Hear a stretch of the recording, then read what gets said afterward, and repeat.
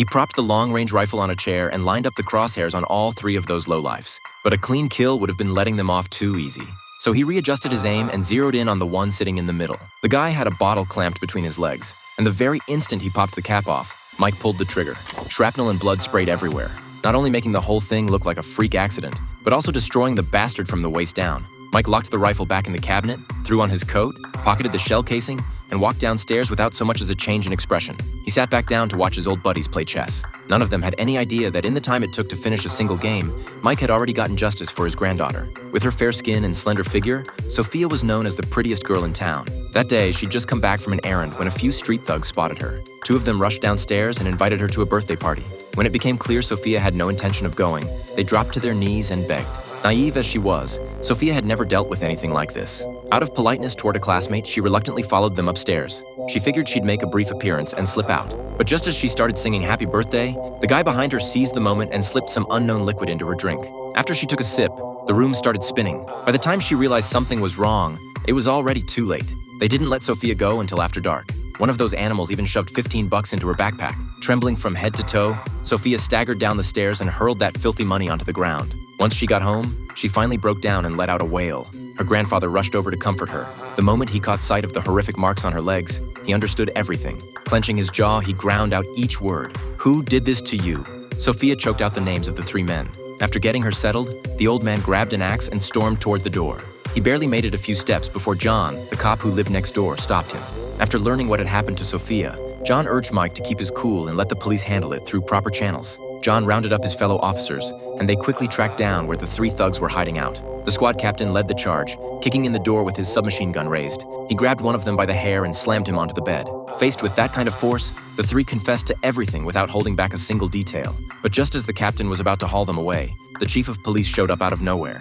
Turned out one of those three thugs was his own flesh and blood. The captain refused to back down, even calling the chief out in front of everyone for trying to shield his son. But no matter how airtight the evidence was, the chief pulled rank, claiming the arrest had involved excessive force, and ordered the case reopened for review. Mike couldn't sleep a wink that night. There was no way he could live with this outcome. But what tore him apart the most was his granddaughter's state of mind. She wouldn't set foot outside the door, spending every day curled up in the corner of the sofa.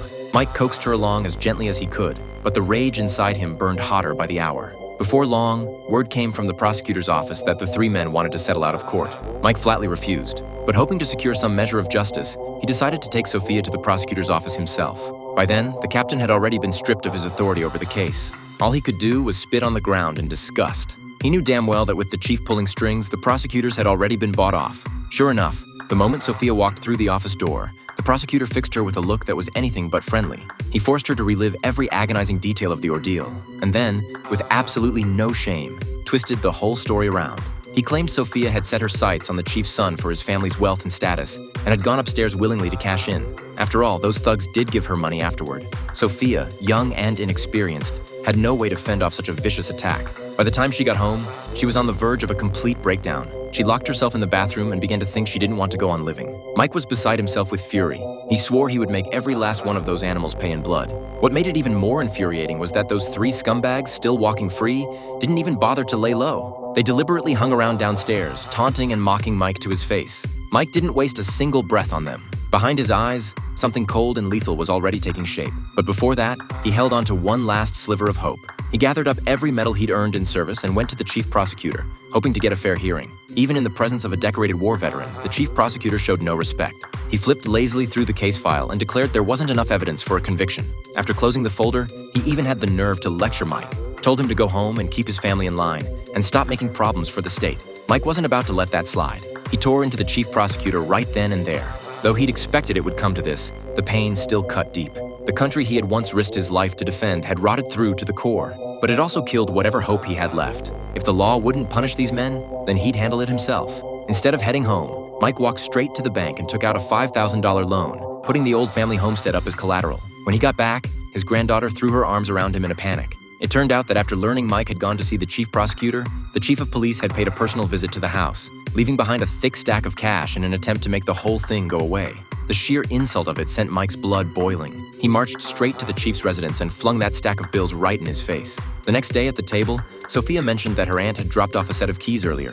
She said she'd be away for a while and was hoping her father could stop by each day to feed the birds. The moment he heard this, something clicked in Mike's head. He took the keys off the wall and headed over to his younger daughter's apartment. Just as he'd suspected, those three thugs lived directly across the way. One glance was all Mike needed to know it was a perfect shooting position. So the next day, he grabbed a hoe and told Sophia he was going out to turn some soil. But the minute he was out of sight, he went straight to the black market. He spotted someone selling air guns and sidled over to chat, testing the waters to see if the guy could get his hands on the real thing. The dealer scoffed, saying a man his age had no business playing assassin. But money talks. So he connected Mike with an arms trafficker. Once the seller learned Mike was a veteran, the smirk vanished. He asked Mike point blank who the guns were for. Mike didn't flinch. "Three pieces of trash who don't know they're already dead," he said. After confirming the type of firearm he needed, they blindfolded Mike and brought him to an underground bunker. After looking over the selection, Mike settled on a Dragunov long-range sniper rifle. Decades had passed, but his aim was still razor-sharp. Even the arms dealer standing beside him couldn't help but be impressed. By the time Mike made it home with the rifle, he heard a woman's laughter coming from inside. Sophia's mother had returned. The old man let out a weary sigh at the sight of his utterly unreliable daughter. She hadn't come back out of concern for her child. She'd heard he'd sold the family home and was looking to get a cut. When she found out the house had only been used as loan collateral, she started berating him for refusing the chief's settlement money. He had no right to make that call on his own and cost her a windfall. That was the last straw. Mike ripped the new outfit right off her back and threw this money-obsessed excuse for a mother out of the house. Though it was just the two of them again, grandfather and granddaughter against the world, Mike's plan for vengeance was already in motion. Under cover of darkness, he moved the rifle up to the top-floor attic. The next day, he went out as if nothing had happened, settling into his usual spot under the tree to watch his old friends play chess. On the surface, he seemed to have moved past his grief, but his gaze kept drifting, ever so casually, toward the building across the way. When the chess match hit a stalemate, he hung his carton of milk on a branch and slipped unnoticed into the top floor of his daughter's building. He set up the sniper rifle in seconds and began his hunt. One of the thugs had a bottle clamped between his legs. Mike didn't hesitate. He squeezed the trigger. The bottle exploded on impact, and the thug's body was wrecked along with it. Mike straightened his clothes, collected the shell casing from the floor, and strolled back to his buddies. The chess game still hadn't been decided. Before long, an ambulance came screaming down the street and stopped below the building. When the neighbors saw the thug's mangled body on the stretcher, they crowded around, laughing and saying he had it coming.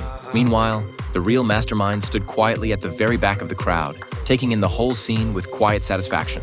But a bottle blowing up on its own was too suspicious to ignore, especially since the chief's own son was involved. The chief showed up at the scene personally to investigate. Staring at the bullet hole in the sofa, the chief sensed there was more to this than met the eye. But Mike had already moved on to phase 2. Following the exact same routine, he climbed back up to the attic, set up the rifle, and trained his sights on another one of the thugs sitting in a car. This one had just bought himself a flashy new ride and was kicking back, blasting music. Mike made a slight adjustment and locked onto the gas cap. One shot, and the car was swallowed in flames. The thug inside barely managed to scramble out, but the fire clinging to his body wouldn't quit. The neighbors couldn't resist gloating, though most were just there for the show.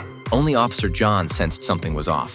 He seemed to pick up on a thread, and his gaze slowly traveled to the back of the crowd, to Mike. With his grandfather's patient care, Sophia was gradually pulling out of the darkness, finding the courage to step back into the sunlight. But Mike himself was wrestling with his own conscience, wondering whether what he'd done could truly be called justice. The police, after a thorough examination of both scenes, confirmed that both incidents were shootings, and both victims had been left permanently disabled. This was no coincidence. It was a meticulously planned act of revenge. As for who was behind it, the answer was obvious: Mike. The chief sternly warned his son to stay indoors and away from any windows. The moment the kid heard Mike had a sniper rifle, he yanked the curtains shut and sat frozen on the couch, too terrified to breathe.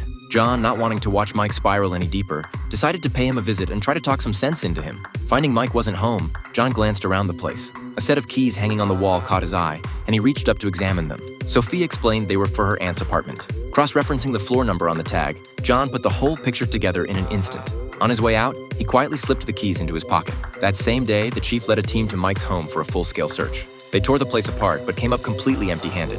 With nothing to show for it, the chief called off the search. But just as he was about to leave, Sophia's aunt appeared at the door. She'd come to pick up her keys. Mike hadn't seen that one coming. What had to be faced couldn't be dodged forever. With no way to keep up the cover, he led the chief and his men to the spot where he'd fired both shots. The chief took one look out the window and immediately confirmed it as the sniper's perch. The weapon, he figured, had to be stashed somewhere in the apartment. Mike was drenched in a cold sweat, but after turning the place upside down, all they found was a roll of blank paper. Even without hard evidence, the chief remained absolutely convinced he was right. He warned Mike that if he so much as touched his son again. But before he could finish the threat, Mike cut him off cold. Too late. It's already done. The color drained from the chief's face. He bolted home in a panic, but the front door was locked from the inside. No matter how hard he pounded and shouted, there was no answer. His terror mounting, he drew his sidearm and was about to force entry when a bullet suddenly tore through the door from the inside. His son, paralyzed with fear, had mistaken him for Mike coming to finish the job. Just like that, the chief was gunned down by his own child. In the end, the son's mind shattered completely, and he was committed to a psychiatric facility. And so, every last one of them got what was coming to them. Mike had completed his reckoning, but one thing kept nagging at him. Where had his rifle gone? It wasn't until some time later that his neighbor John invited him over and revealed the answer.